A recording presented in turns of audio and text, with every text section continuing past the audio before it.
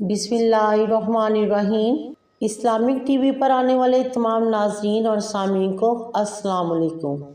नाजरीन, आज मैं आपके लिए जो वजीफ़ा लेकर हाजिर हुई हूँ बहुत ही मुजर्रब और बहुत ही ख़ास है।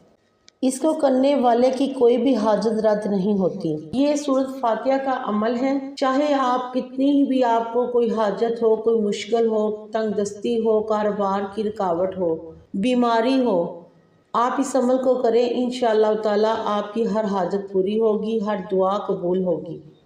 नबी पाक सल्लल्लाहु अलैहि वसल्लम की खिदमत में जब कोई बीमार आता तो आप सल्लल्लाहु अलैहि वसल्लम उस पर सूरत फातिहा पढ़कर दम फरमाते और वो बंदा शिफा याब हो जाता। माशाअल्लाह, इसकी इतनी बरकतें और रहमतें हैं।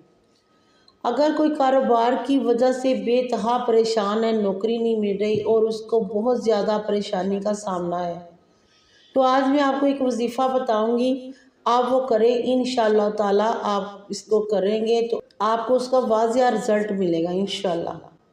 आपने ये जुमे वाले दिन ये अमल करना है। जुमे की नमाज के बाद जब आप जुमे की नमाज पढ़ लें, नमाज पढ़ने के बाद आपने 7 मरतबा सूरत फातिहा को पढ़ना है। उसके बाद आपने 2 नफल हाजत के पढ़ने हैं। जब आप 2 नफल हाजत के पढ़ लें तो 11 मरतबा दुरूद पाक पढ़ने के बाद आपने 313 मरतबा मुकम्मल, कोई भी गलती ना हो, ना कोई आगे पीछे कोई तादाद हो, पढ़ने के बाद आपने 11 मरतबा फिर आपने दुरूद पाक पढ़ना है और अल्लाह रब्बुल इज़्ज़त से दुआएं करनी है कि या मेरे मालिक मुझे इस परेशानी से निजात अता फरमा।